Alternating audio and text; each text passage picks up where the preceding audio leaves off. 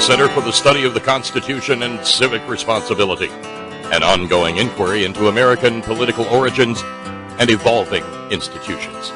The Executive Director of the Virtual Center is Dr. Bill O'Brien. He's also your host for this continuing conversation. Here he is now, Dr. Bill O'Brien. Thank you, Bob Kincaid, and welcome to a Wednesday edition of the Virtual Center for the Study of the Constitution and Civic Responsibility. It is a Wednesday, and once again we can say that barring any unforeseen circumstances beyond our control, we will have completed a full week of broadcasting here at the Virtual Center yet again, and I'm so excited about that. Today is the 29th day of July, and it is a Wednesday, and it is a pleasure to be with you on this, our third day. I want to thank you for joining us. I want to thank, I got a couple of very, very interesting comments on the Facebook page, and I appreciate that so much. Just a line about, contradictions, and one of the listeners raised the question about the Republicans' position in support of states' rights, and at the same time, Alec keeps talking about we need to do this because all the other states are doing it as well. And I think it's a good point, and I appreciate that. We do invite you to participate in our program. We looked at the deception dossiers yesterday.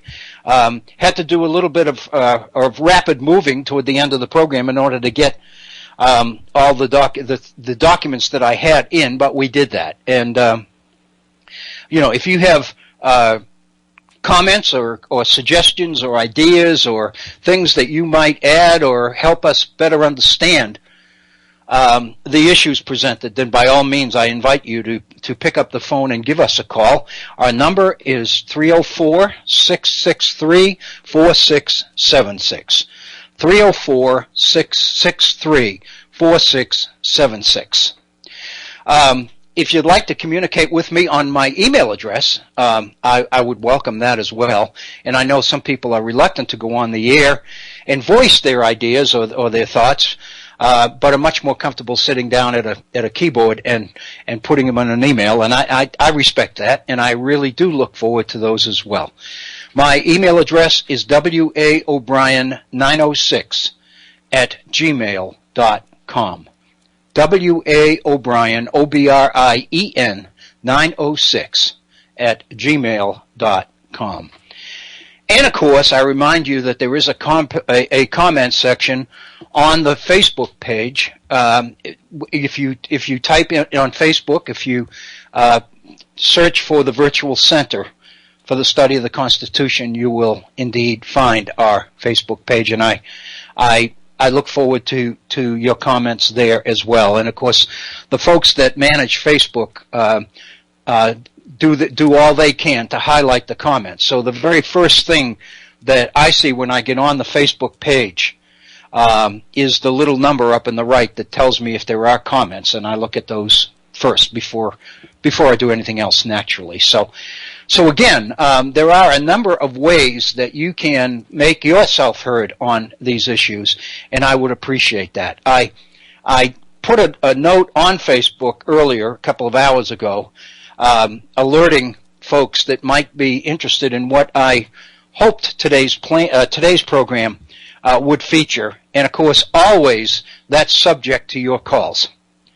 And again, I'm operating on the assumption that if we have no calls, and if we have the entire program without your actual input into it, then this is where I think we should go on this program. And so every time I put a topic for a particular program, all of that, of course, is subject to change. And the principal change, the most welcome change, would be your decision to give us a call and share your ideas or your thoughts. You'll recall yesterday, early in our program, we got a call from John, and he was offering some suggestions about what he saw as the connection between the Greek situation on the one hand and the deception documents on the other.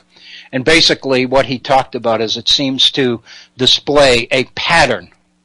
And indeed, I don't think there's any question but that John is 100% right. There seems to be a pattern of behavior here. The item that I put on Facebook as the subject for today's program was Madison's Federalist number 10. And on Facebook, I just made mention of the fact that today on the Virtual Center, an old friend returns. James Madison's Federalist number 10. And I've got to share with you that the bug in my bonnet, so to speak, or the bee in my bonnet, if that's the correct phrase, that kind of planted this idea was a comment that Bob Kincaid made even before we went on the air yesterday. And it was the fact that as he was listening to some of these programs on the Greek situation and the relationship to the Pope's encyclical and the issue of the documents that pretty well documented a conscious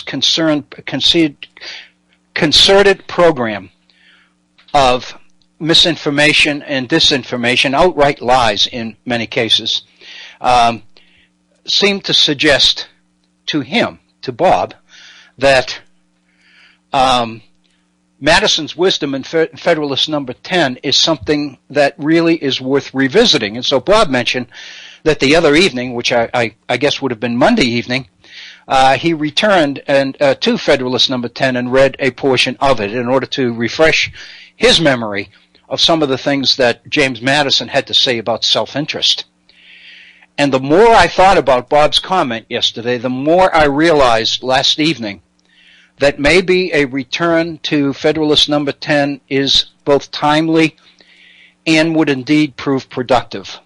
You'll recall that we did Federalist number 10 in some detail. We went literally almost read the document on the program, and then we commented on portions of it as we went. And if you remember, it took us more than one program, I think probably more than two programs, to complete the document. It's a fairly lengthy edition, one of the Federalist Papers, and as you recall, there are 85 of them, but there's no question that many people consider Federalist 10 to be the premier document in the group. But the more I kept thinking about Madison and the issue of self-interest, and the more I thought about Madison's effort to try to come up with a strategy that would, on the one hand, contain self-interest in pursuit of what Madison called the public interest, the common good, and at the same time to preserve popular government in the process. In other words, obviously the most obvious way that you contain self-interest is through dictatorial actions or authoritarianism on the part of government itself. Madison's challenge, of course, in Federalist number 10 was to try to merge two seemingly incompatible ideas, namely the idea of popular government on the one hand and the idea of security and stability and the protection of rights on the other. And the more I began to think about this last evening, the more I began to realize that Bob was onto something here, because definitely Madison had some things to say to us about some of the things that we've been talking about over most recent programs and recent weeks. So I thought that very honestly, addressing Federalist number 10 in some depth might have more meaning now for many of us than it did when we first addressed the issue several months. In fact, I believe probably closer to 2 years ago. We've referred back to it. We've made mention of it and references to it throughout, because I think it's that important a document. But to actually cover it, given some of the things that we've looked at, we've been talking in the Greek situation about the issue of international finance. We've been talking and looking at the Pope's encyclical. We've been talking, it seemingly incessantly, if you will, about the extent to which today's economic world is reaching decisions with little or no attention to what the Pope referred to as the moral dimension, the issue of the public good. Obviously, more than 2 centuries ago, the founders recognized the issues that were confronting the newly independent nation. And they recognized some of the most obvious contradictions in efforts to try to govern those. And one of them, of course, was the Republican tradition which was inherent in America's political fabric at that time. And Madison took it on, and at least for the past 200 and some odd years, he seemingly was able to find a way to address some of these problems. Yet here they are raising their head again.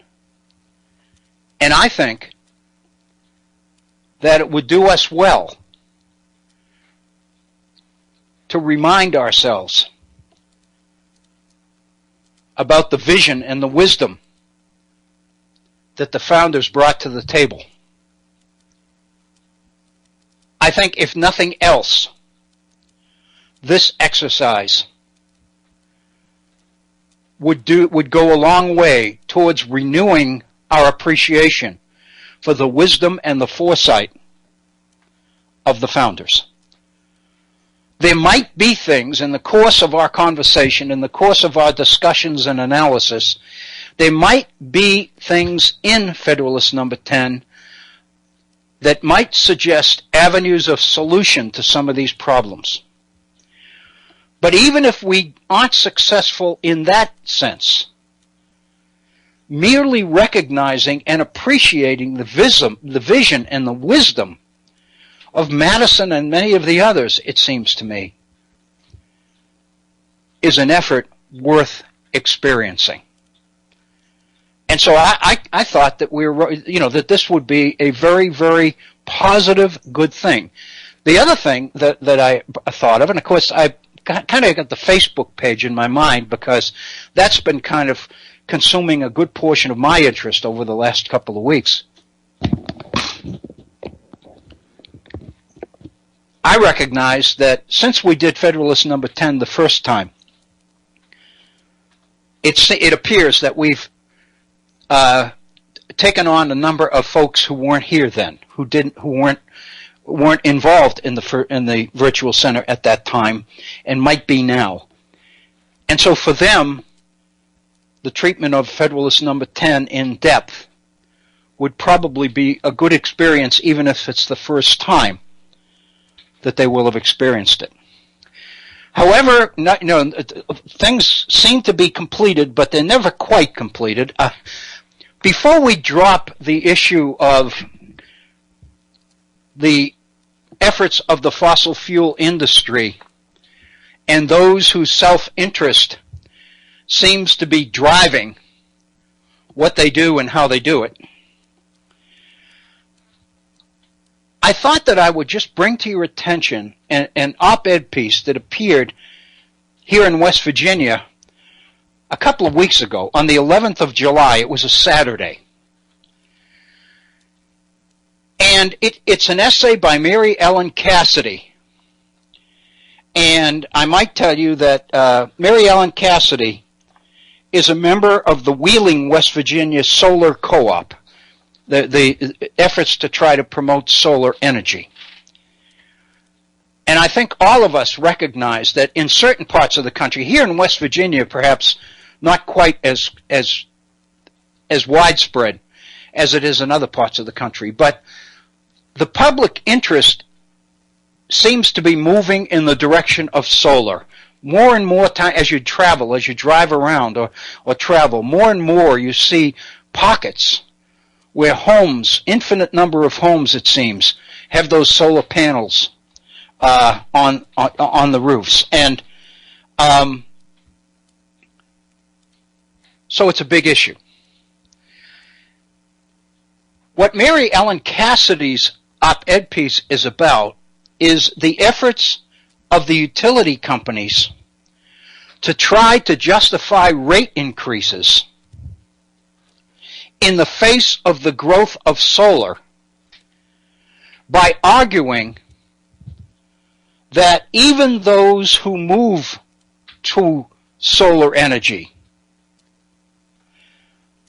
must be kept connected to the grid. The point being that obviously the panels function best when the sunlight is bright, but during cloudy, overcast periods of time, it's entirely possible that the solar panels don't produce enough energy. In those times, the industry points out, it's necessary for those people to make up power deficits by tapping into the grid, along with the rest of us. And what the electric companies are arguing before state bodies, like here in West Virginia, we have a Public Service Commission, and all rate increases have to be approved. Theoretically, the Public Service Commission is supposed to be representing the interests of consumers in these kinds of decisions. But one doesn't have to be a brain surgeon to recognize the fact that what the industry seems to be doing is recommending larger rate increases than they expect to get, with the idea that they'll be counter-offered something substantially less. And so what they do, since they know they're not going to get what they ask for, they're only going to get a percentage of it, they just ask for more. I mean, one does not have to be too bright to figure that out. But in any case, what the electric companies are trying to do is justify the need for rate increases because they are claiming that it costs them revenue, money, to keep people connected to the grid when they aren't using the grid. In other words, they're not paying for the electricity, but they still have to be provided complete access to it. And Mary Ellen Cassidy's piece is intended to refute that. So let me just share what she says, and then we'll just drop this and get into Federalist number 10. She says that she's talking specifically about West Virginia. She said West Virginia's ability to save money on electricity bills by becoming energy independent with solar energy is at risk.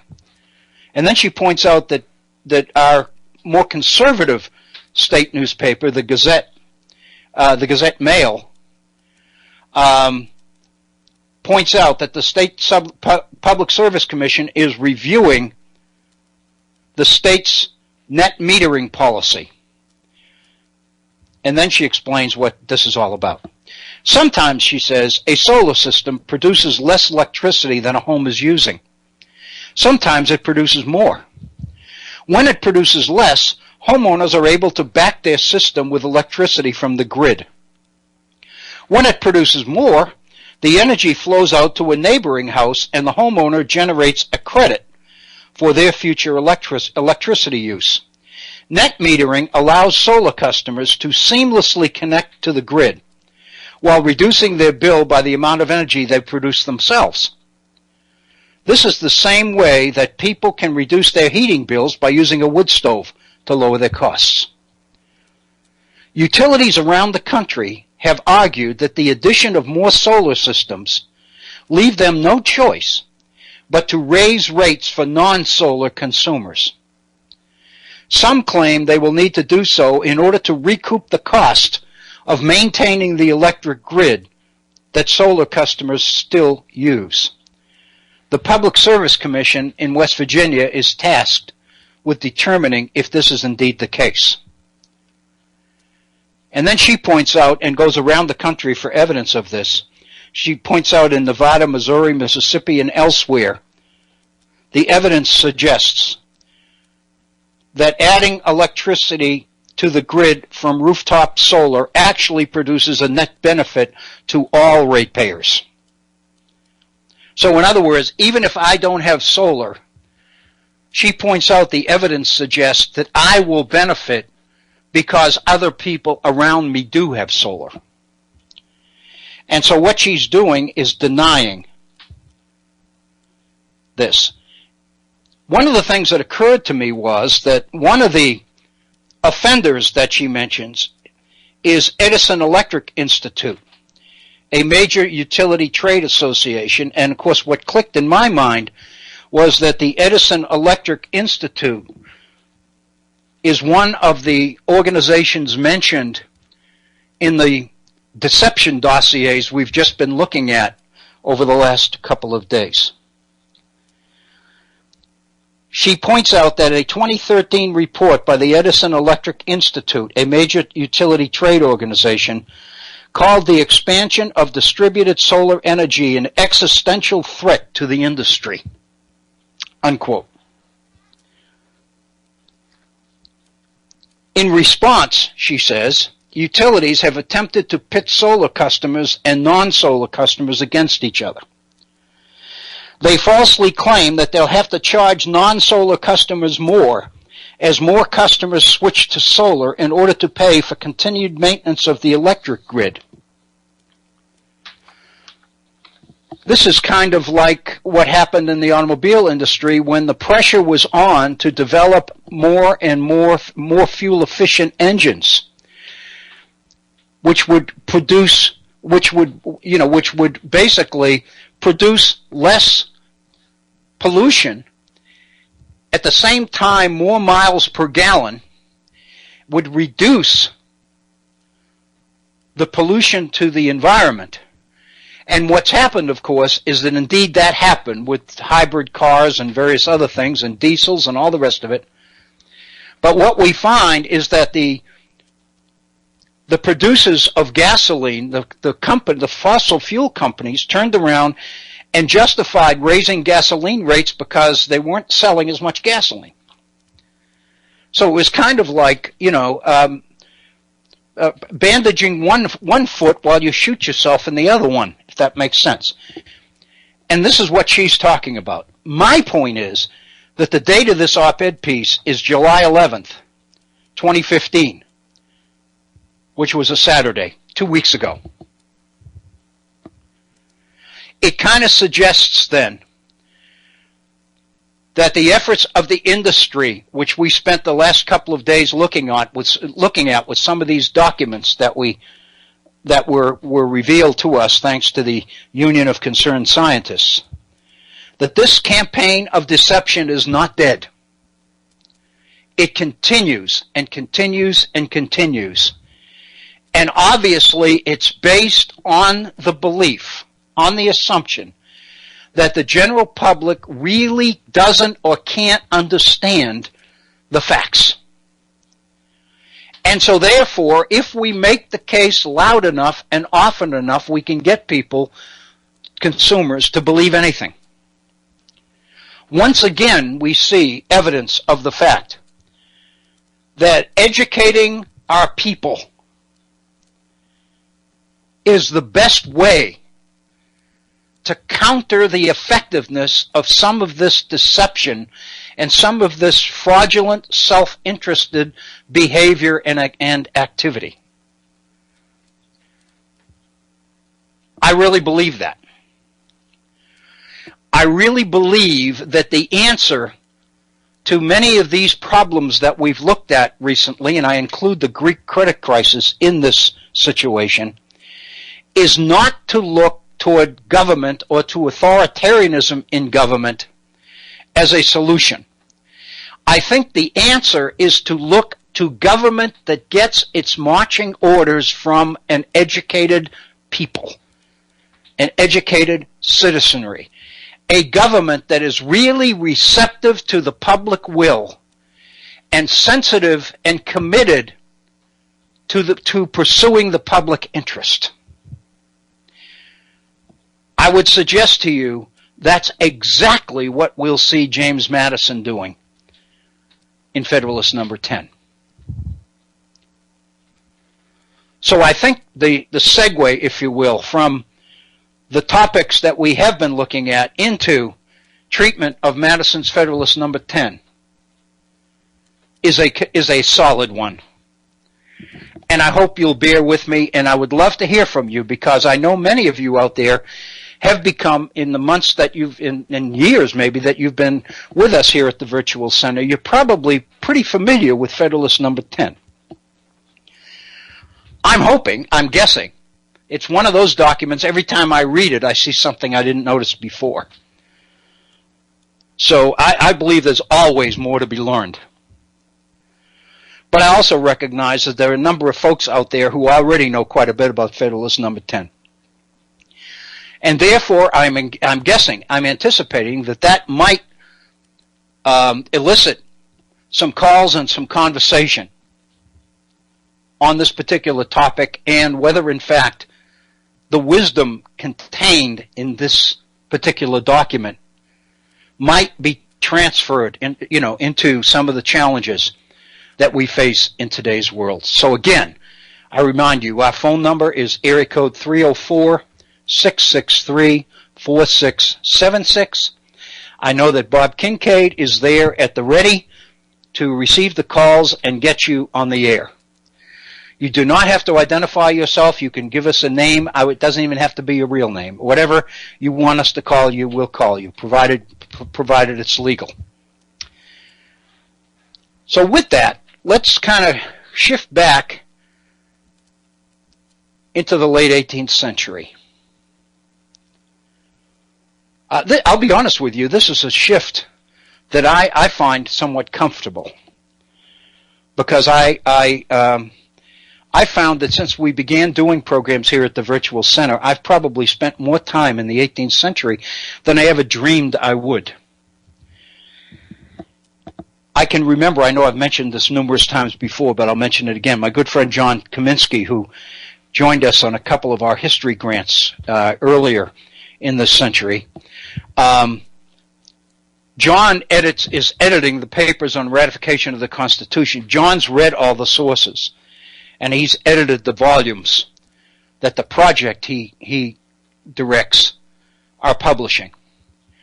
And John made the comment to our teachers in one of his sessions that he literally lives in the 18th century, and they love that. I mean, they got quite a chuckle out of that. The fact of the matter is, since I've been doing the Virtual Center, I feel that in a way I have as well, although never would I be able to immerse myself in a century in the depth that John has done in the 18th century. John has performed a service that I think will only become more and more appreciated as time goes on, because John has made these documents, all of them, available to the general public. The information is there if we'll but visit it and read it. And I think we talked a little bit about that yesterday. Let me make just a couple of comments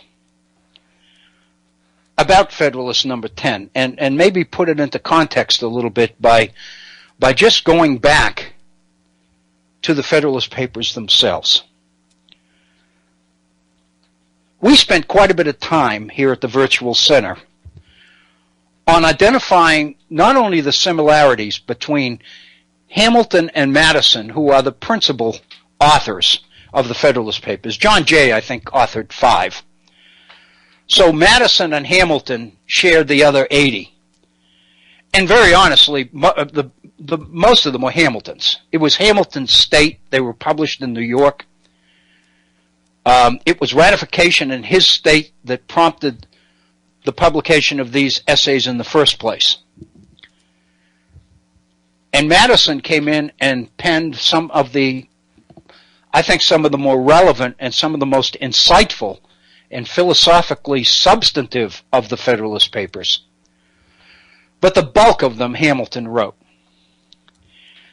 And while we spent some time pointing out similarities between Hamilton and Madison in the Federalist Papers, because after all, the Federalist Papers were about getting the Constitution ratified, and both Hamilton and Madison were on the same page in trying to do that. We also recognize that there were substantial differences between Hamilton and Madison. And some of those differences are evident in the Federalist Papers, in the specific ways that Madison and Hamilton addressed some of the issues taken up in various Federalist Papers. One of these major differences, I think, is the commitment to republicanism, the commitment to popular government. Hamilton, deep down, many people label as a monarchist. Hamilton believed that the best constitutional system was the British system. He believed that the existence of the monarchy, the existence of a king, is one of the major ingredients which made the British constitutional system work and last. And so consequently, in the very famous speech, all-day speech, that Hamilton delivered to the Constitutional Convention in June, I believe it was the 8th of June, 1787, Hamilton laid out in spades what he believed about the solutions to the problems the nation faced under the Articles of Confederation. Hamilton's solution to this situation suggested the need for creating a government, a central government with as much power as the convention could possibly afford or believe that they could get away with. Hamilton believed that the elements of weakness in the power of the federal government enhanced the probability that it wouldn't work. Hamilton was especially focused and concerned about revolution, about class warfare, about efforts of the poor to take from the propertied. And Hamilton believed that the only way to contain mass uprisings was with a powerful government. Madison was equally concerned about the threat of mass disturbance, about popular uprising. He was as concerned about Shays' Rebellion in the fall of '86 in Massachusetts as were many of the others. The difference was that Madison was much more committed to the principles of Republican government, of popular government. Madison recognized that the traditions of participation in government that existed in this country and that had existed in England under the British Constitution, those traditions of people's right to participate in their own government were so strong, those traditions were so strong, that whatever system the convention came up with had to be done recognizing those traditions. Madison believed that if we trampled on those traditions and tried to impose a king, Hamilton suggested we can't have a king in this country, but what we could have is a president who was elected for life. He believed that we would never have the equivalent of the House of Lords in America. But he did believe that we could create a second branch of the legislature and the United States Senate and elect its members for life. And, of course, appoint judges to the Supreme Court for life. Hamilton believed that a lifetime executive, lifetime membership in the Senate, and lifetime appointments to the court gave this nation the best chance it had to meet the challenges of mass revolution and insurrection that every popular government in the history of the world faced. Madison believed that it wasn't necessary to go to that degree of central government power in order to experience success. Madison believed that if you set up your political system properly, if you divided government between the national level and the states, if you created a federal system with governments both local and national, and then you divided government up into departments, and you built in checks and balances within that system, Madison believed that you could successfully create a system of internal checks and balances which would accomplish the same kinds of outcomes as would a more powerful, more authoritarian central government. And so if you read, and let me give you the specific examples. If you read Federalist number 9, the paper published just before Madison publishes Federalist number 10, it was written by Hamilton. And it was about insurrection.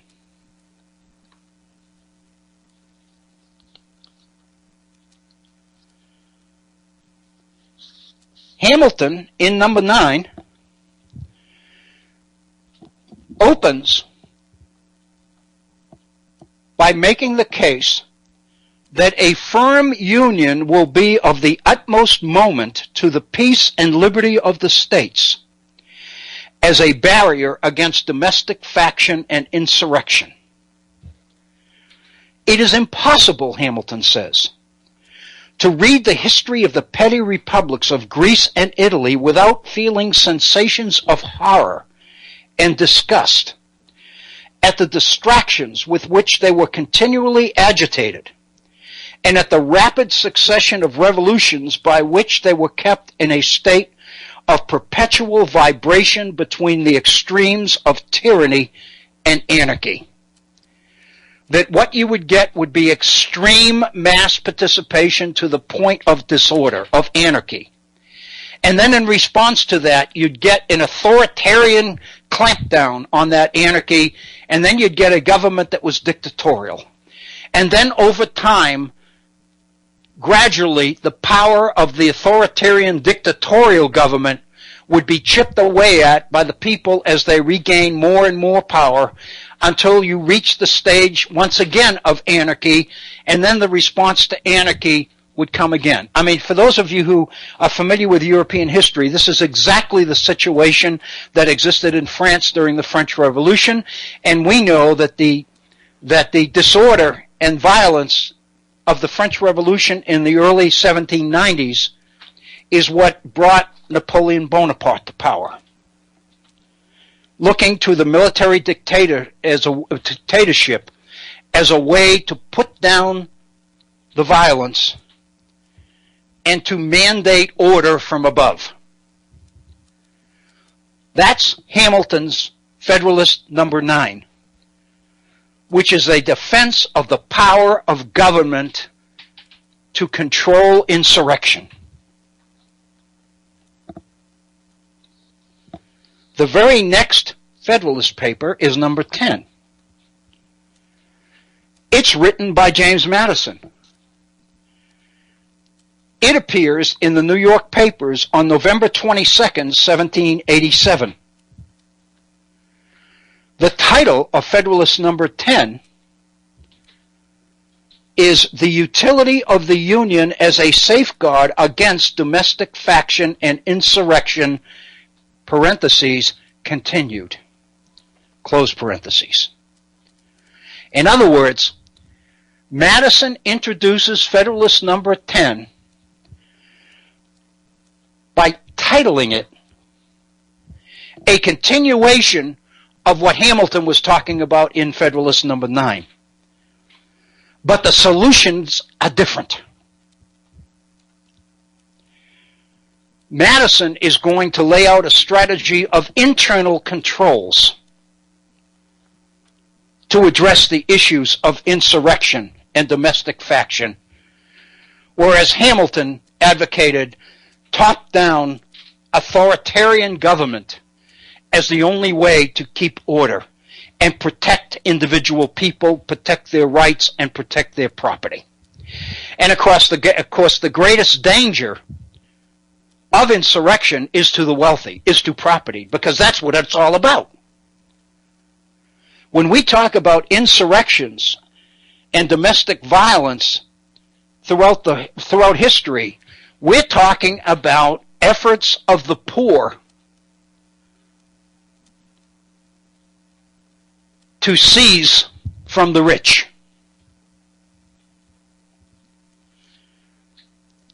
That's what the whole issue of domestic insurrection and faction is all about. I think we need to know that. I think not only do we need to know it, but we really need to take a second and dwell on it for a moment in order to appreciate it.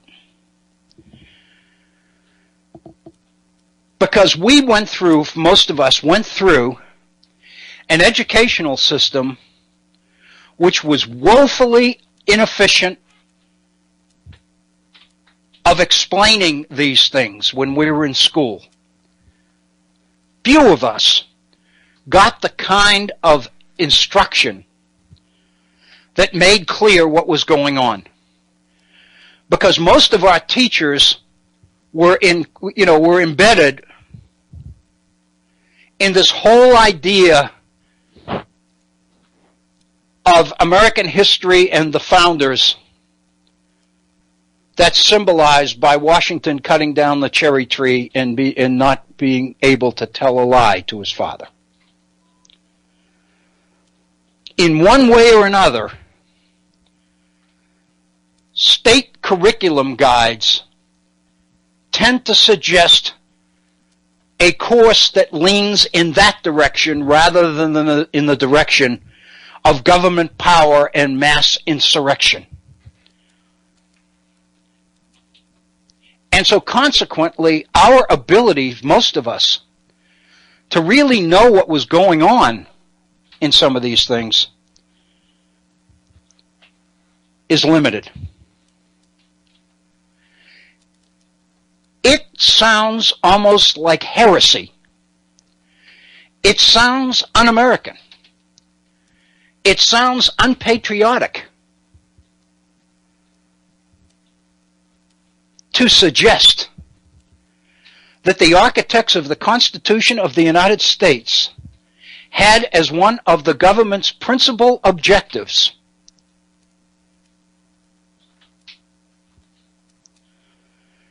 the control of mass behavior based on the fear of the poor organizing and uniting and seizing power to take from the wealthy. Charles Beard suggested that in his 1913 book, An Economic Interpretation of the Constitution of the United States. It was, I was going to say banned. It was attacked all over the place. Because what Beard was suggesting was self-interested motives which drove the creators of the Constitution of the United States. Their goal wasn't, Beard said, their goal wasn't to set up or create democratic government. Their goal was to prevent that.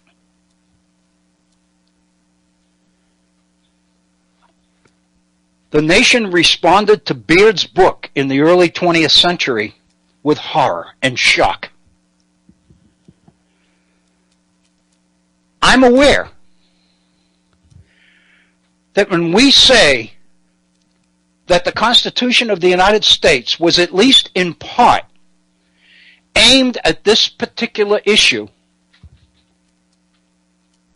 I think we have to pause for a moment and appreciate what that means and how different that is from what we've always been taught or what we've always been told or asked to believe or required to believe in order to pass tests or whatever other way you might phrase that particular fact. So consequently, if you appreciate the challenges that Madison and Hamilton faced, what they believed they had to do and why they believed they had to do it, then by definition, we're going to get a much more accurate and deeper appreciation of what's in the documents they put together.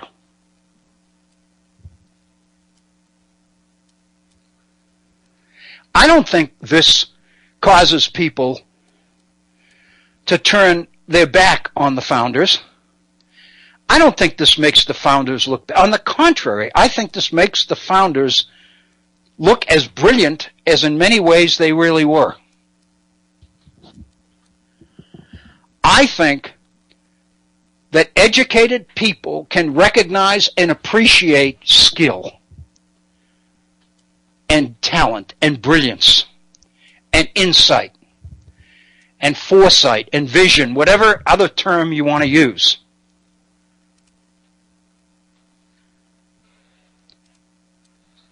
Anyway, with that kind of introduction, that kind of background, it seems to me, I think that Federalist number 10 becomes even more meaningful when you look at it in the context of the Federalist paper that preceded it. When you look at what Hamilton's concerns were and his solution to it, and then you look at the very next paper written by Madison, and Madison said, same subject, continued. What he's suggesting is, here's yet another way that this new Constitution that the Convention developed and is asking you to ratify solves these problems of domestic faction and insurrection.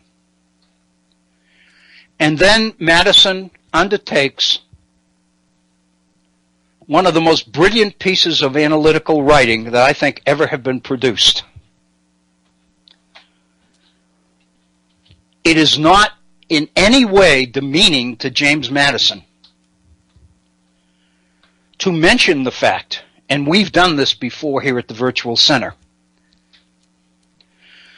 to mention the fact that some of the most pertinent ideas in Federalist number 10 Madison encountered in the writings of David Hume and in David Hume's essay on the model for a perfect constitution, a more perfect constitution. We spent quite a bit of time, not nearly as much as we will before we're done with, but Gary Wills, in his Explaining America, which is based on the Federalist Papers, goes to great lengths to demonstrate the extent to which Madison and Hamilton were indebted to David Hume. In fact, one of the things that's interesting, as I recall, is that every chapter in Gary Wills's book opens with a quotation from the writings of David Hume. But Gary Wills wasn't the first one to make note of the link between Madison and David Hume. That goes back into the late 1940s and early 1950s and the writings of Douglas Adair. Douglas Adair was one of the most accomplished political theorists and researchers we've ever had. For years, generations, that was decades, not generations, decades.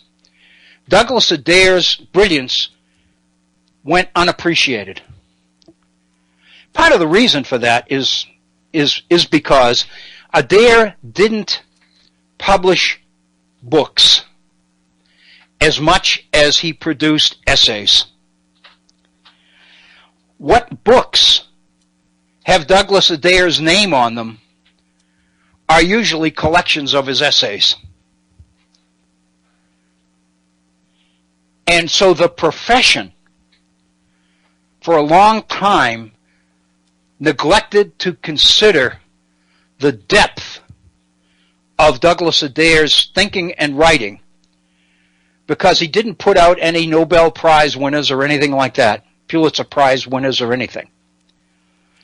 But the fact of the matter is, Douglas Adair was the first one to make the connection between Madison's Federalist No. 10 and David Hume in an essay which appeared in the William and Mary Quarterly, which is the professional journal for the early American colonial period and revolutionary period, 17th and 18th centuries. In an essay that appeared in the William and Mary Quarterly early in the 50s, Douglas Adair made the link between David Hume and James Madison's Federalist No. 10. And that's where Garry Wills went.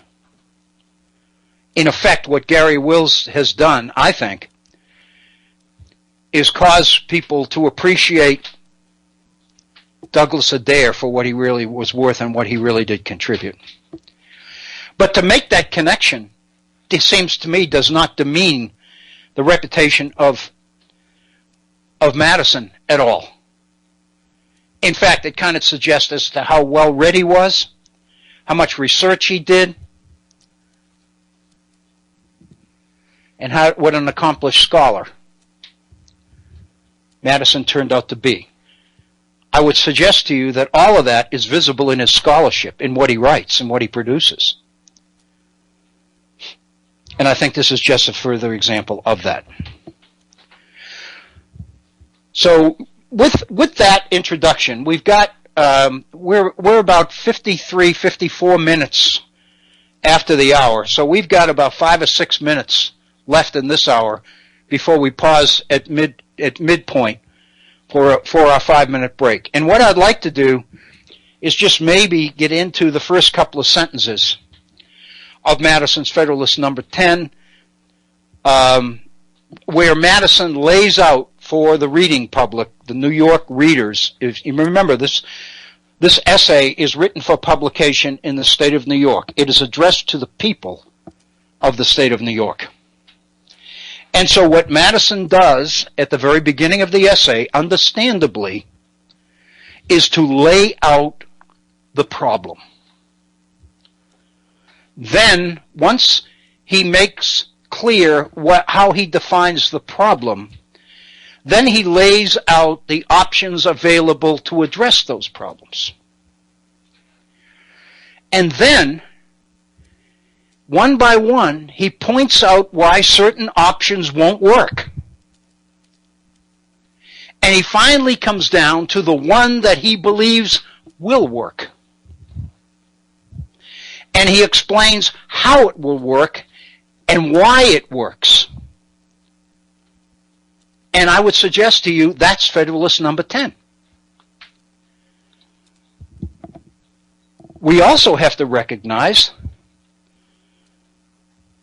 that the Constitution of the United States, for all practical purposes, was Madison's creation.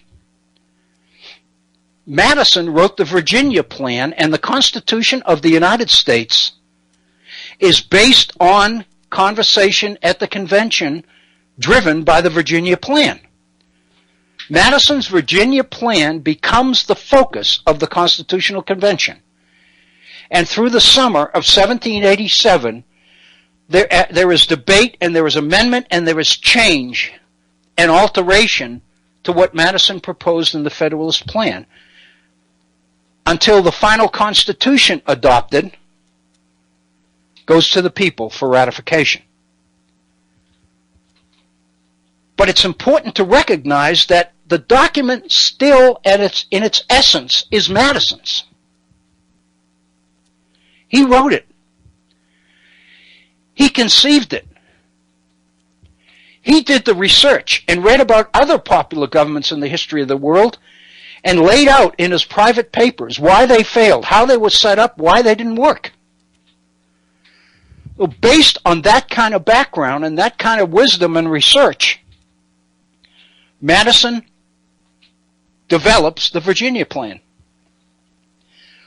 But then, in order to get it through, a convention, in many cases, a suspicious convention, Madison is forced to make compromises. He's forced to give in on certain issues. But the basic structure of the document itself is Madison's. Why am I saying this? Because in Federalist Number 10, the man who wrote the Constitution sets out to explain why it will work when none of the other options that we would think would be available can work. Here's the guy that created the machine, created the instrument, telling us what it was designed to accomplish, how it would accomplish it, and why it will work when none of the other options tried in the past did work. That's what makes it, I think, the most valuable and insightful and important of the Federalist Papers. Of course, many of you who are regular listeners here at the Virtual Center will know I said the same thing about Federalist Number 85, Hamilton's final paper, where he warns us about the Second Convention. I said the same thing about Federalist Number 78, in which Hamilton lays out the whole strategy behind lifetime appointments for the Supreme Court. And I've made similar comments about Madison's Federalist Number 51, in which he explains in even more detail than he does in Federalist Number 10 how this internal checks and balance system works.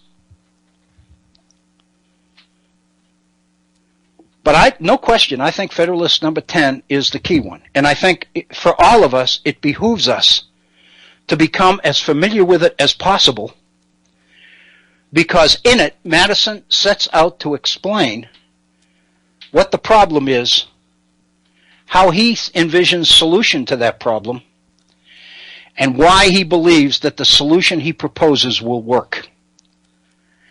I think if teachers of American history and American government would do this with these documents, not all of them, I know that there's so many of them, with key ones, the depth and the substance of what they teach and what youngsters would understand and be able to handle and appreciate would be enhanced.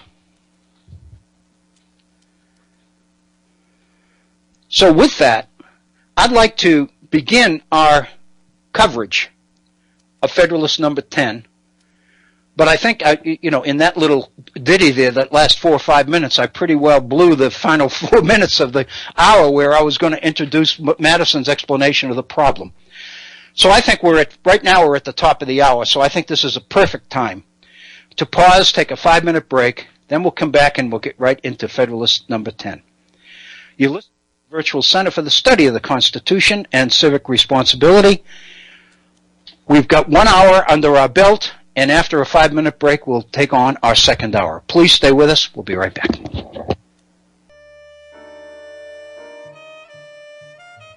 It is 5 minutes after the hour, 5 minutes after 2 in the East.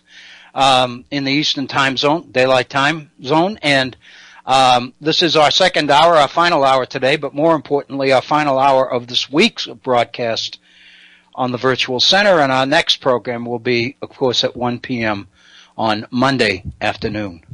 And by that time, of course, we'll be into August. Monday will be the third day of August.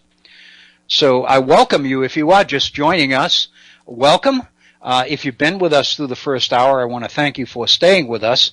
And I will say, for those that have just joined us, that basically what we did the first hour was pretty much set up the context for the second hour, which will be, hopefully, a substantive analysis, an effort to substantively analyze James Madison's Federalist number 10.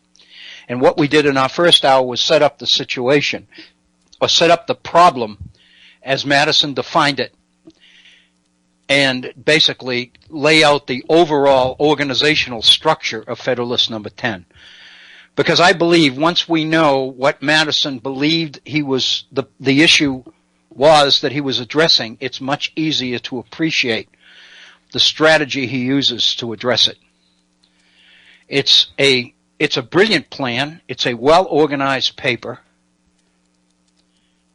And I think once we recognize the overall structure of it and recognize what Madison was setting out to do, I think we can appreciate how well he did it. I invite your conversation, your calls. Our phone number is area code 304-663-4676. 304-663-4676. My email address, if you'd like to communicate that way, my email address is waobrien906@gmail.com. waobrien, O-B-R-I-E-N 906, all one word, lowercase, at gmail.com.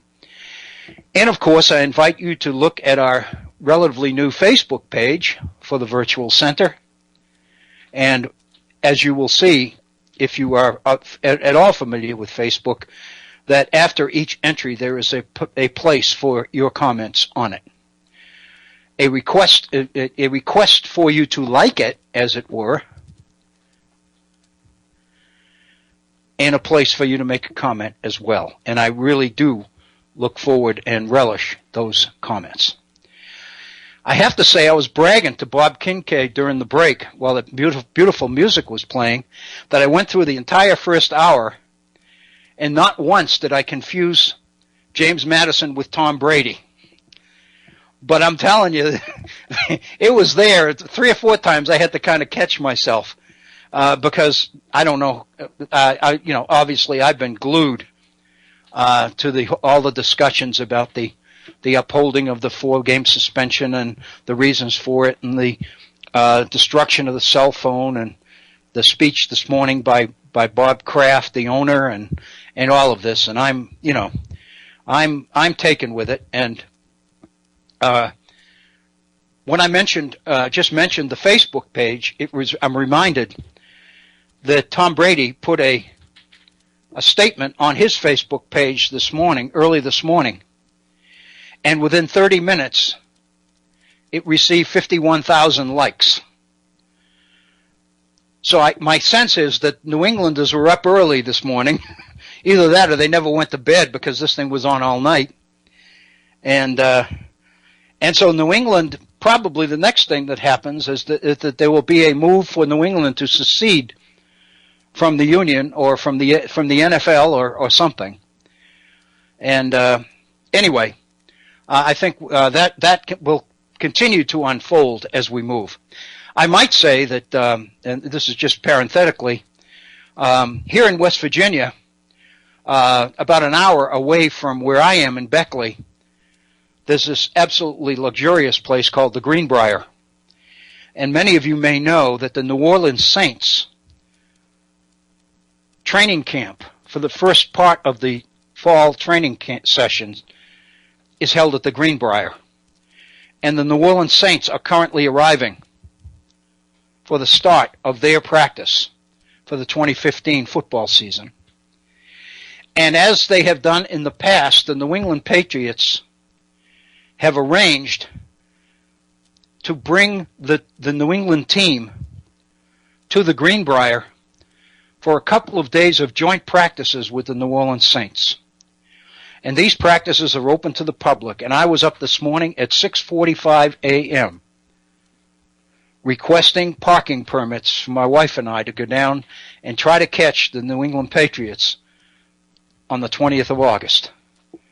So I'm gonna scream and make a total fool out of myself, I guess, while I'm there. But anyway, welcome to the Virtual Center. I appreciate your willingness to support us, your continued support. And again, I appreciate all you do, not only for us, but for the Head On Radio Network and for Bob Kincaid and his folks as well.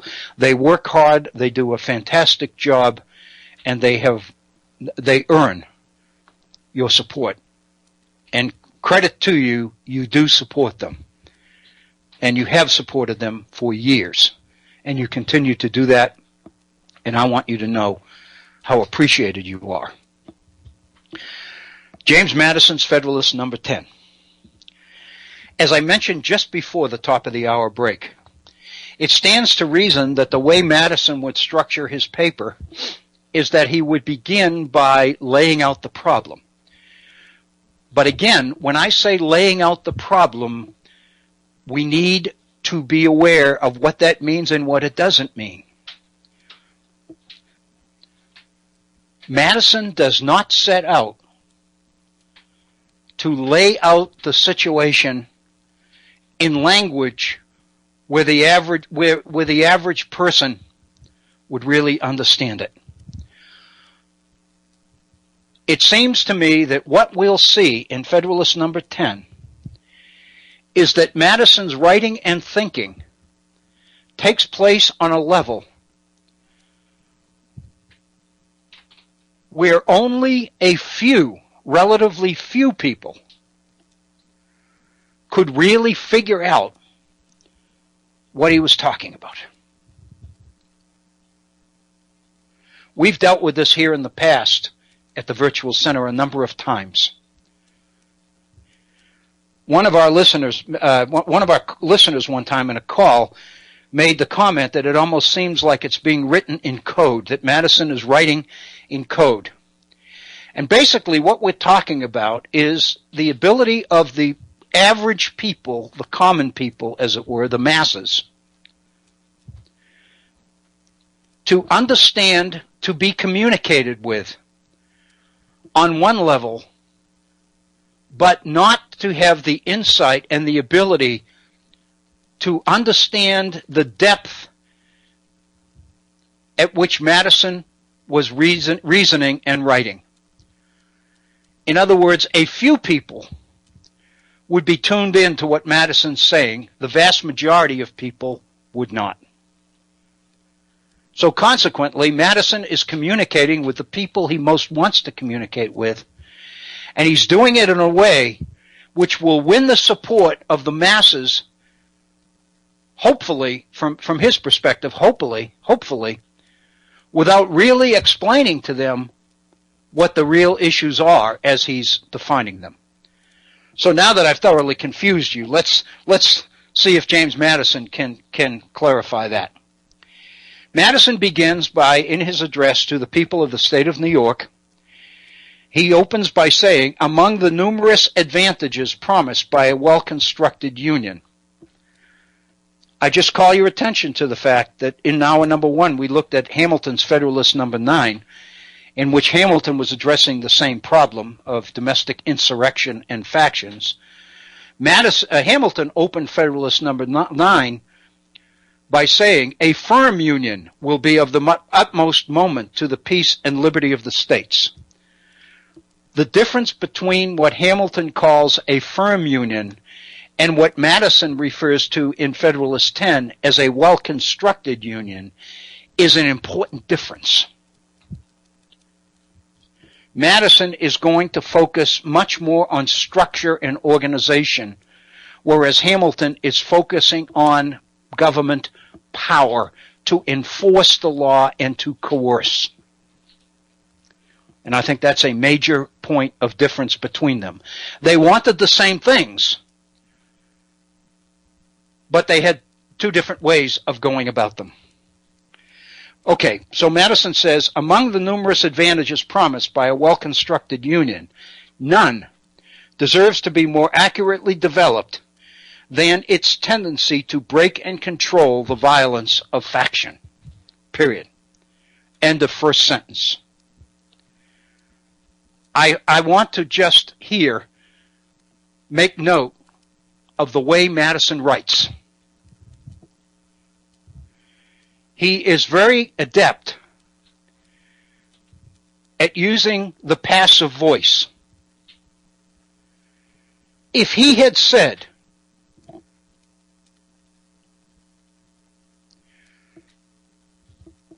the only way we can prevent domestic violence and insurrection in this country is by so setting up government, so structuring government, that those who would participate in violence and insurrection will never be able to achieve power. If he had ever said that, the people of New York would never in their right mind think about ratifying the Constitution of the United States. Madison says the same thing, but he says it in a very, very clever way. Among the advantages promised by a well-constructed union, none, in other words, none of the advantages promised by a well-constructed union deserves to be more accurately developed than its tendency to break and control the violence of faction.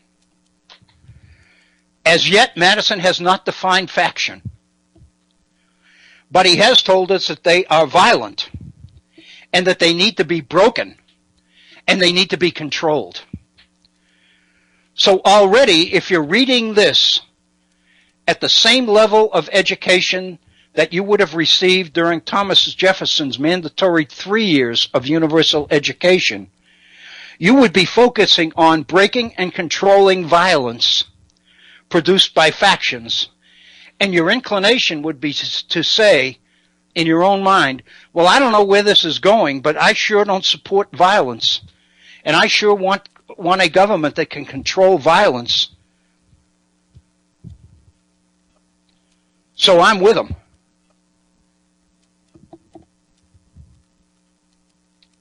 Then Madison goes on.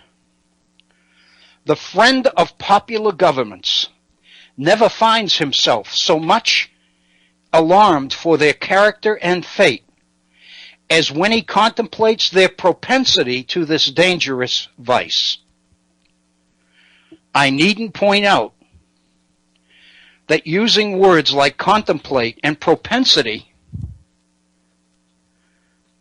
is going to cause people to go to their dictionaries if they care enough to do that. Chances are they don't, because chances are they're not even reading they haven't even read this far. So let's go back and look at what Madison is saying. The friend of popular governments. Translation: the supporter of republicanism, the supporter of people's right, those who support people's right to participate in their own government, never finds himself so much alarmed for their character and fate as when he contemplates their propensity, their tendency to this dangerous vice. What dangerous vice? Faction. So now we've got two sentences under our belt. So far, Madison has called factions violent. He has pointed out that they need to be controlled. If necessary, they need to be broken. And now he basically mentions the fact that they threaten popular government. So therefore, those who support popular government worry about popular governments because popular governments have a tendency toward this dangerous vice, Factions. They are dangerous. It's a vice. They're bad. So the message, if you were taught to read and sound out the vowels and read one word at a time, as we teach young people to read,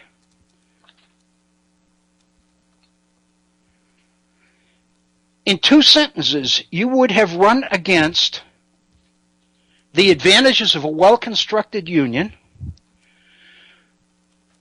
You would have been introduced to factions, to the fact that they are violent, to the fact that they need to be broken or controlled, the fact that they worry friends of popular government, friends of people's right to participate in their own government, because those popular governments tend toward factions, which he calls a dangerous vice. So already, you may not be able to define a faction, but you darn well know that it's not good. He will not fail, therefore, Madison says. He, meaning the friend of popular governments. He will not fail, therefore, to set a due value on any plan which, without violating the principles to which he is attached, provides a proper cure for it.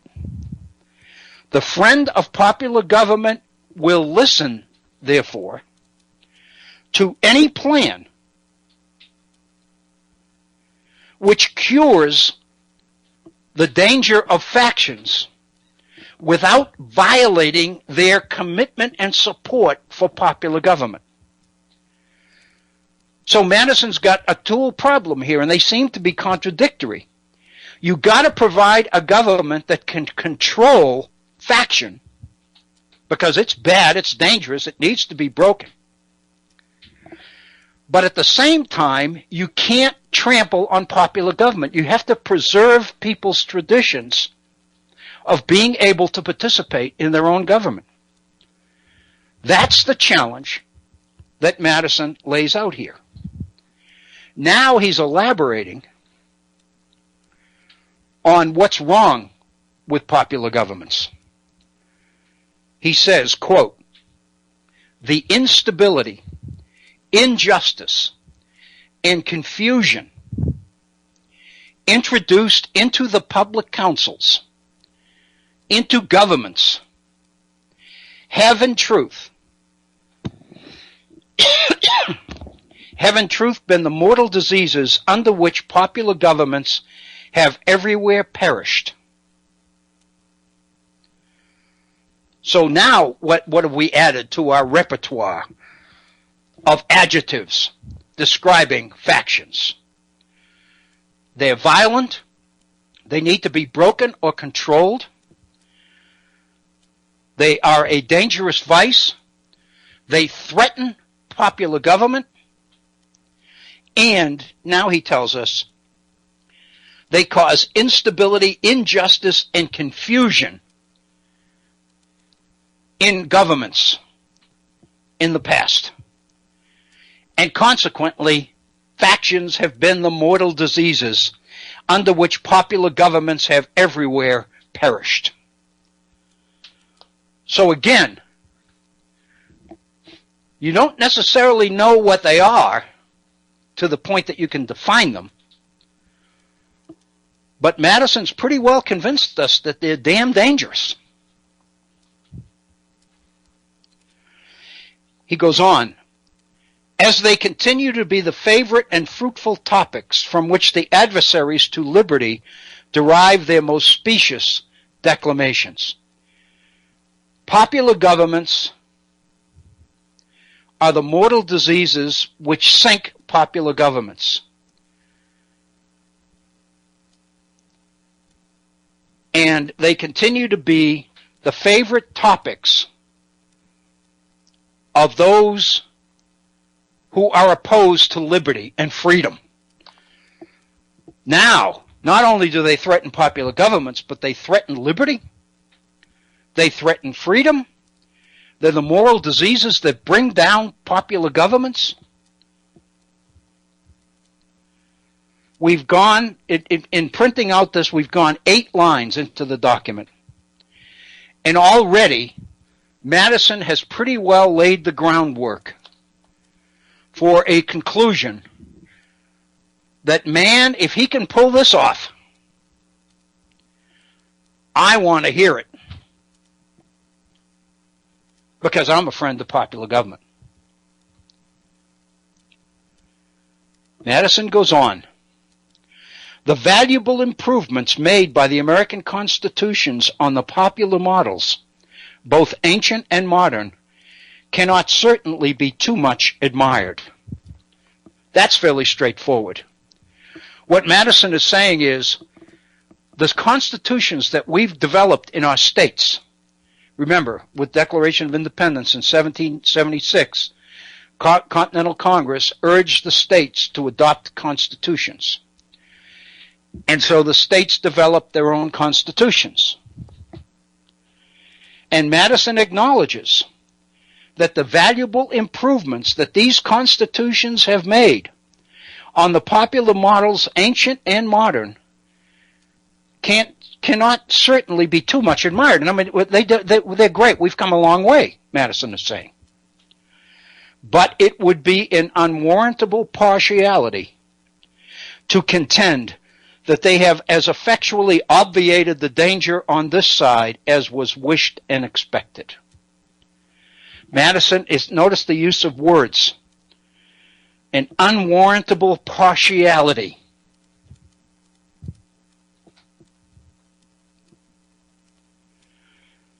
That they have as effectually obviated the danger. Madison is going to his thesaurus here. He's using words that people don't ordinarily use. But the people who do use them understand exactly what Madison is saying.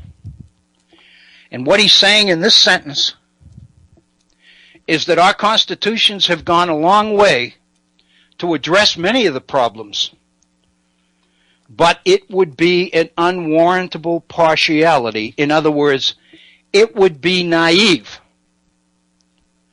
for us to believe that we've solved the problem. Now he's going into detail on how the problem is still there. Complaints are everywhere heard from our most considerate and virtuous citizens, equally the friends of public and private faith, and of public and personal liberty, that our governments are too unstable, that the public good is disregarded in the conflicts of rival parties, and that measures are too often decided not according to the rules of justice and the rights of the minor party, but by the superior force of an interested and overbearing majority. That's one hell of a sentence. Let's look at it. Complaints are everywhere heard from our most considerate and virtuous citizens. Who would the most concerned and virtuous citizens, the most considerate and virtuous citizens, who would they be? Complaints are everywhere heard from the best people. Equally,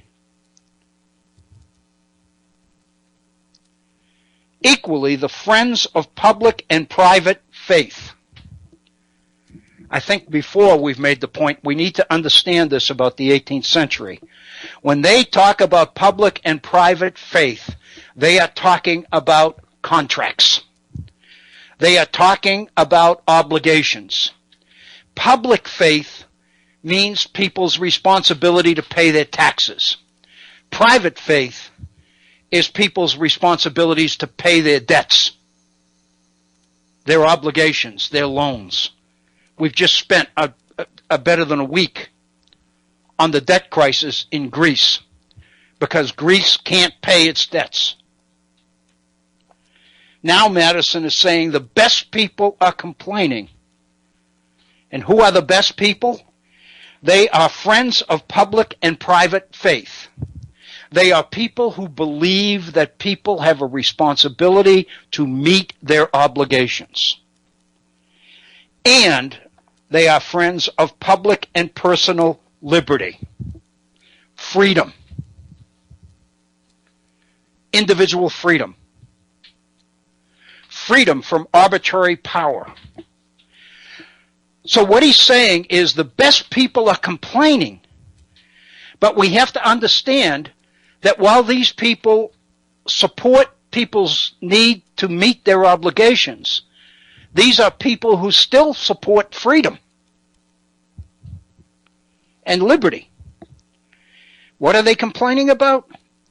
That our governments are too unstable, that the public good is disregarded in the conflicts of rival parties, and that measures are too often decided not according to the rules of justice and the rights of the minor party, but by the superior force of an interested and overbearing majority. The best people are complaining that our governments are too unstable. What governments? Obviously, the state governments under the Articles of Confederation. Remember, under the Articles of Confederation, the state governments have all the power. And the best people are complaining that these governments are too unstable. Why are they unstable? Because they claim that the public good is being disregarded in conflicts of rival parties. Specifically, that measures are being decided not according to justice, not according to the rights of the minority, but by the superior force of an interested and overbearing majority. Translation? What's wrong? Why are the best people complaining? Because in the state governments, the majority of the people are getting control of legislatures, and they are telling government what to do and what they need, and governments are doing it. Translation? The problem in America, the best people are complaining, is that democracy is alive and well in our states. The majorities are making the rule. And these best people believe that citizens have an obligation to pay their public and private debts, their taxes and their debts.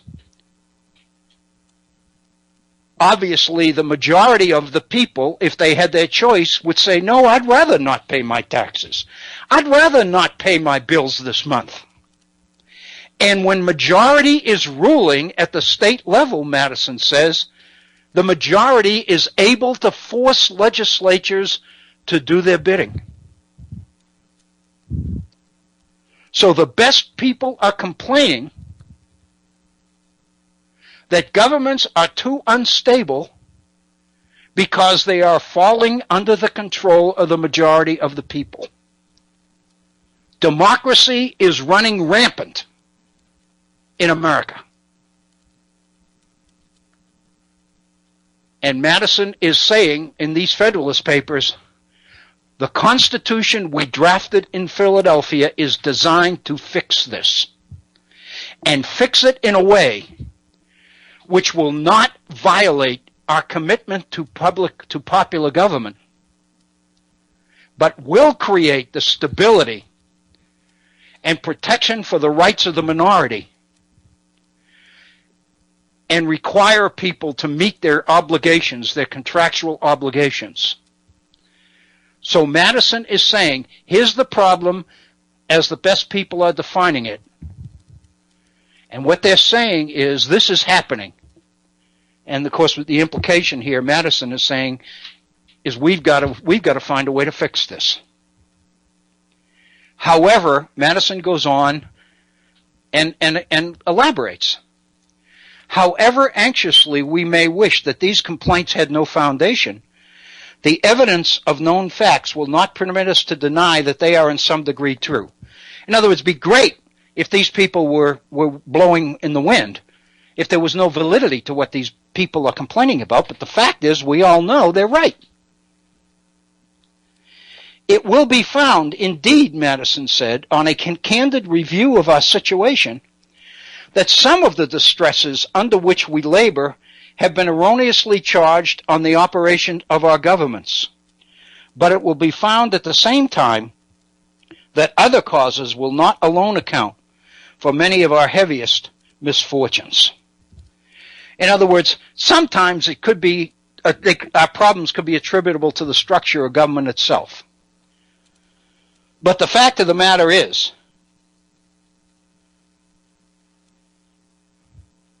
the causes of many of these things can't be reduced to problems in political structure. And particularly for that prevailing and increasing distrust of public engagements and alarm for private rights, which are echoed from one end of the continent to the other. These must be chiefly, if not wholly, effects of the unsteadiness and injustice with which a factious spirit has tainted our public administrations. Madison said you can do all you want to try to blame this on structure and people and personnel and personalities and everything else. But the fact of the matter is, private rights, which by that he means property, wealth, money.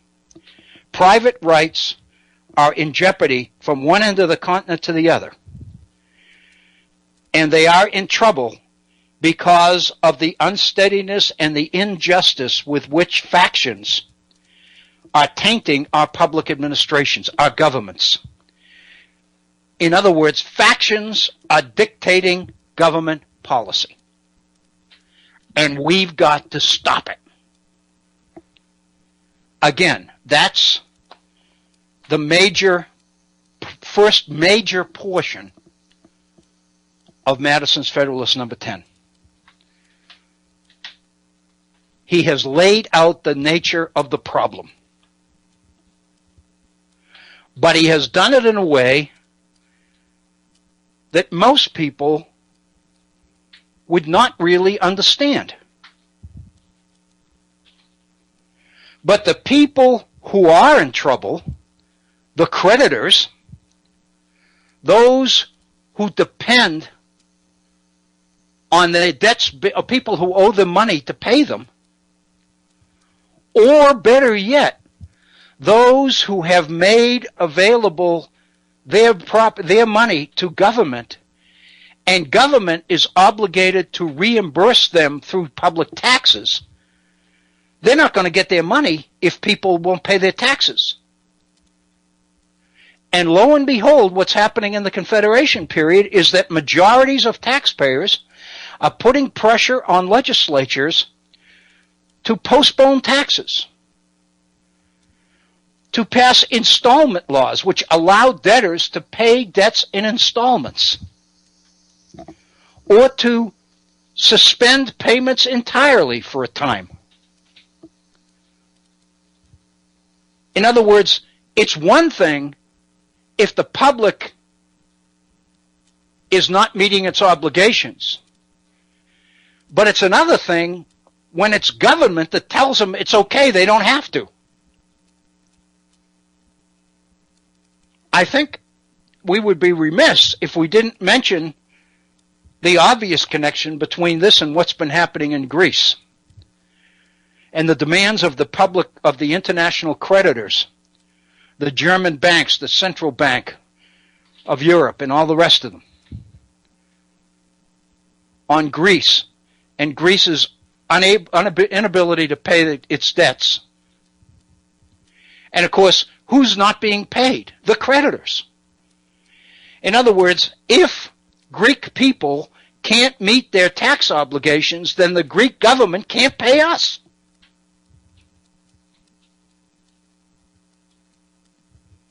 So that's really the issue.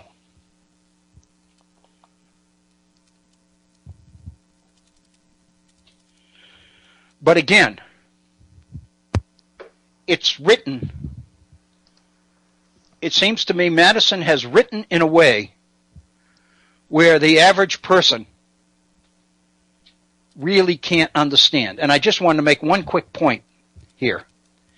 And that is that you'll recall in some of the documents we looked at in the last couple of days, I'm thinking specifically of the coal ICE campaign to reach the poor and reach the less well-educated, those people who are not known for their inclination to collect information. They aren't scholars. Therefore, those people who would be susceptible to the PR campaign that the coal companies are proposing in 1991, those people wouldn't have a chance of reading this paragraph by James Madison. But the people who are in trouble, the creditors, they know exactly what Madison is saying here. Hey, Dr. Bill? Yes, Bob? Could I jump in a minute? For a minute? We got about 18 minutes in the program, and sure. Horst had a couple of questions and comments. Oh, that'd be great. I'd love to hear him. Thank you, Bob. Go ahead, Horst. Hey, Horst, how are you? Hey, Dr. Bill, how are you? Oh, I'm great, man. I'm really flying here today. Yeah. Oh, I'm cranked. I'm pumped. You've covered a lot of ground in this second hour here. Oh, I'll tell you, Madison is just awesome. Madison is just he really awesome. Is. Oh, I didn't realize. You mentioned at the beginning of the program that you're going back into Federalist number 10, and because as you also mentioned before that we've discussed, or you've discussed with the rest of us, this particular paper on numerous occasions. I kind of thought that I had like a certain degree of familiarity with it, and I went and looked it up and realized it's actually quite a short document. It's not that long. No, I was expecting like a 10-page or something like that, and it really isn't. I printed it out. It's about 4.5 pages. Yeah, it's not all that much, but it is dense. It's huge. It's just loaded. I mean, it is. It's wonderful. Horst, I got to say, I get so excited. I've read this. I must have read this document 100 times, and I still love it. I mean, every time I read it, I see things that I didn't notice before. I mean, it's just amazing. His use of words, the way he uses the passive voice, some of the phrases he uses, like obviate, and these. I mean, it's just wonderful. Right. It's just great. Yeah. Just wonderful. That, I mean, he has the diction of someone who's been trained with a sensitivity towards literary craftsmanship, but at the same time, he's also got like a legal mind. When you put those two things together, you've got. Yeah. I mean, it's like a weird sort of poetry or something. Bob will probably react to this, but what you're talking about here is when you run across an attorney with a brain, you really got something. Well, I imagine most attorneys start out with brains, but a lot of the rote material burns it out of them. The ones that survive, they can still. I think a lot of them send portions of it off as part of their student loans or something. But anyway, so you've been well. You sound great. Yeah, I'm recuperating. I'm getting better. Okay. But as I have a day off work tomorrow, so I can stay up a little bit late and listen to the program live. Oh, great! Yeah, and I'm working on getting the everything put up on the YouTube channel for this week. It'll be there by tomorrow. Oh, that's wonderful! Thank you so much. Oh well, that's just an aside. Because I'm all over Facebook, and I'm telling them about going to YouTube, and they can get all these previous programs. Yeah. I don't know what it is. You mentioned today at the beginning of the program that when you go to the Virtual Center page, or maybe it's to your personal page, I don't really know, when someone posts a comment that it's like front and center for you. For me, it's not that way. When I go to the page, if anybody posts any comments, it gets shunted to the side, and it's off in the column, on the margin, like on the left somewhere. You don't really see it. No. When I look at my, when I put an article or a paragraph or whatever on the center, right under it, there's my picture with a space that says comment. Oh, okay. I get that on the left margin. I got your picture on the left, and so I'm guessing right. that you as a Facebook subscriber, when you go to Facebook, you'll get the same comment space on your page with your picture on it, and that in there you can make a comment on what you've just read. Oh, okay. No, generally not. Generally, like for me, like everything that comes to me, like in my they call it the feed, I guess, shows up right in the middle, like in the center, and it takes up like more or less 50% of the screen. Yeah, like right there in the center. And so, like you can, if someone pops in a link to an article, for instance, then you will generally get like a big picture, like and a caption, a blurb of some sort, and like a link to it. If I try to do that on the Virtual Center page, it doesn't do that. It just, but anyway. Okay. Give us some time. We'll get That's all right. We'll straighten it out. Yeah. Nothing. Anyway, the point I wanted to talk about a little bit, and it's a pretty sticky thing, but when we talk about the Federalist Papers and the Constitution, we were talking about the Constitution as it was originally written, and there are certain caveats that we have to keep in mind, such as who was considered a voter at that time. We talk about the republic being constituted of, like, popular representation, that kind of thing. Well, we're still talking about a very select group of individuals. We're talking about people with property. Right, and we're also talking about under the original electoral college system, which is way, way different than what we have now. You're talking about you're only granted access to local elections, and then the people that you elect to your particular sector get to vote for the next chamber up, and then they all in turn elect their college of electors to vote for the president, for instance. So it really it's very hard to keep all these things in mind, that the system that Madison is describing here as the remedy for factions is not was put in place for a very brief period of time. I mean, like, how long did it take before they got rid of the original electoral system? It's one of those things I've always wanted to learn more about, and I never really got into. Right. Most of the state, in fact, every state, I believe, for example, New Jersey was, I believe, the only state that allowed women to vote briefly.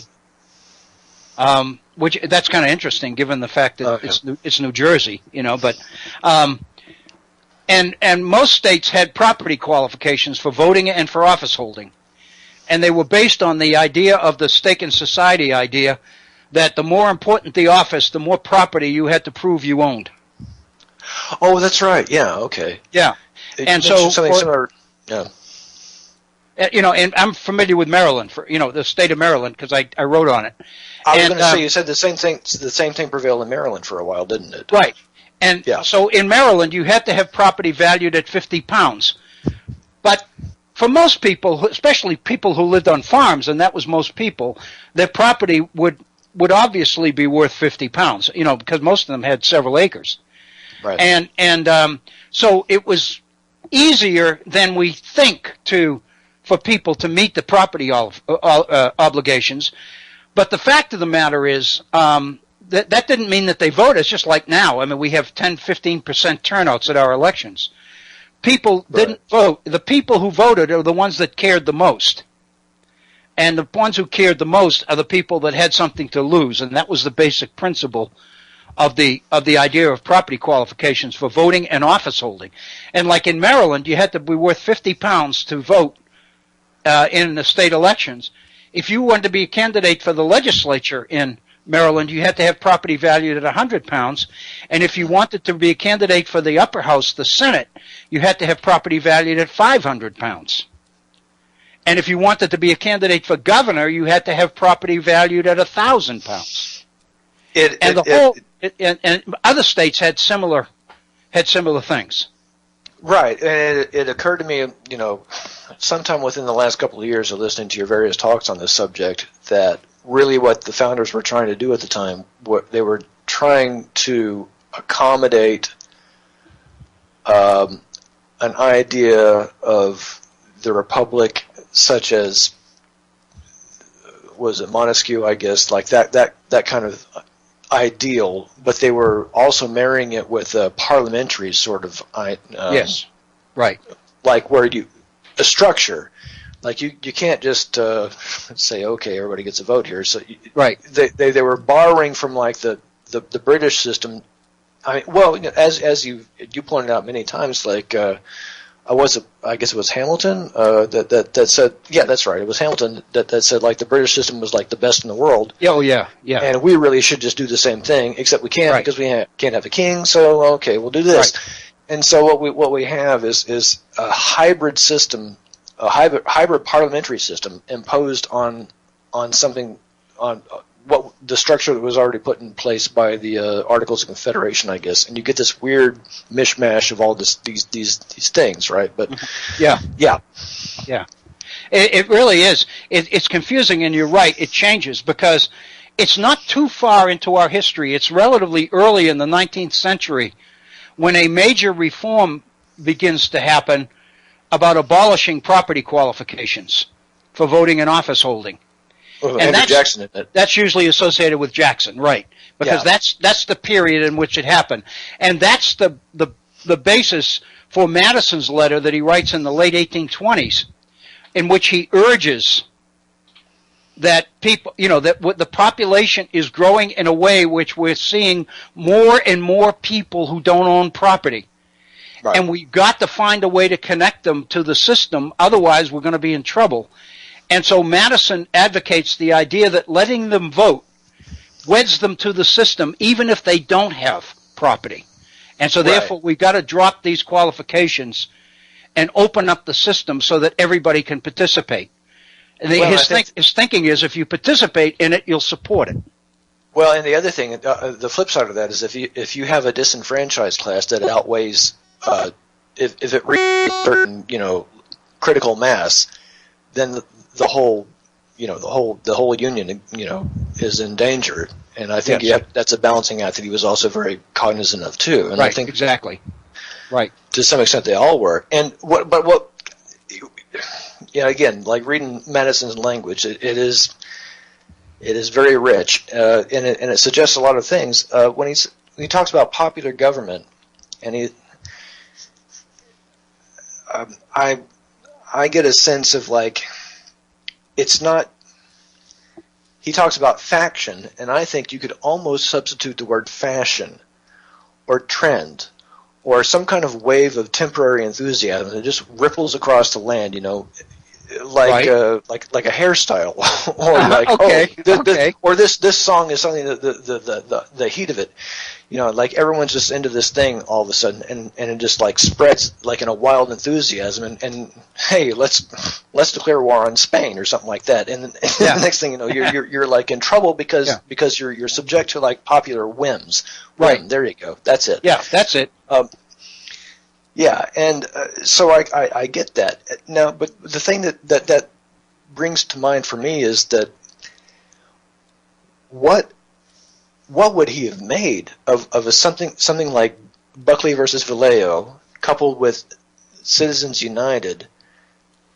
I mean, if you want to, there was a passage that liberty is like air to a fire. Yeah, that's Madison. What is liberty plus unlimited, money that's available in the hands of a limited group of people who want to control, or set a course for popular enthusiasm? I mean, my goodness, that is factions on steroids. What we have right now. Yeah, exactly. And see, Madison would have to say that it literally threatens the republic because it's a disincentive for people to participate. No, and this system is based on participation. Introducing unlimited, if money is speech, and money can buy unlimited speech, to me that really it's a back door into creating exactly the situation that the Constitution was Right. reportedly designed to prevent. Exactly. It's like they've come through the back way, and now, we're back to the same old Exactly. thing.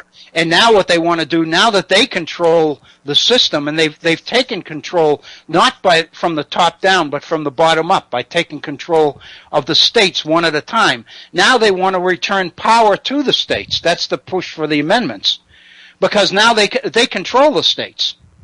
Yeah. And so the way that they can get control over everything is to return power to the states now that they feel that they control them. They control them through Koch, and they control them as a result of Citizens United and their ability to buy elections and all the rest of it. And what they're doing is they're disincentivizing the vast majority of citizens to not even bother participating. It will destroy the republic as these people, as the founders created it. No, and what occurred to me is that between the money and like the ability to draw like local like gerrymandering, basically, right? It gives you the ability to create a false majority. It gives you, and then you could just amp it up as far as you want it to go. There was the phrase the interested overbearing majority. Yes. Well, as Madison, envisioned it, that was a majority of actual people. Exactly. But in the age of Citizens United, you don't need all those people. You just need that much money. Right. And that is much easier, and you can compress that down as far as you want to go. And then especially what you do when you have is people like the Koch brothers who have $40-50 billion. Right. And then what you do is you take polls and surveys, and that becomes a substitute for participation. And you claim that you claim that that 81% of whatever of the people want this and that. Now in Greece during the referendum, these are people that actually voted. Right. But what we're hearing here are these surveys and polls all the time, and so basically what it means is the will of the propertied is really dictating what we do. And they're sounding out public opinion in order to gain reinforcement from it. And with education in the trouble that we're in this country, we've got to educate people to see through this, or we're in trouble. Right. Well, the education is always kind of there's been a tension between teaching material and teaching thinking. Right. And we're always up against that. I mean, right. And that's one of the things that. Like I told you years ago now, actually. Yeah. Yeah, how about that? But that I entered the university system as an engineering student. Mm-hmm. And I went in there as an idealistic, youth.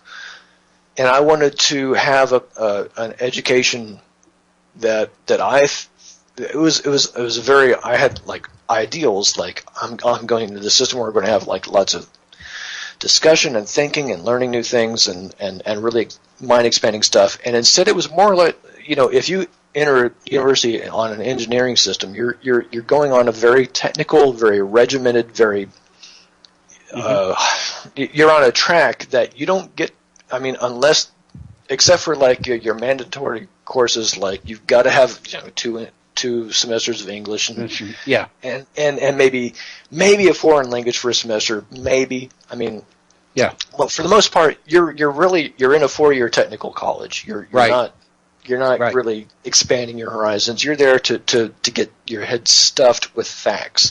Right. And I rebelled against that, and I ended up going a different way within a year of that. But hey, Horst, we're going to have to get off. We're right at oh my God, are we already? We're at 50. We're 59. We're right up against it. Hey, buddy, thank you so much. We'll do this again. It's wonderful. We will. Thank you. I appreciate it. Thank you so much. I'll catch you next time. Bye-bye. We're at the top of the hour. Our day together is complete. This is Bill O'Brien for the Virtual Center. Have a wonderful evening and a wonderful week, and I'll see you next Monday here at the Virtual Center. Thank you.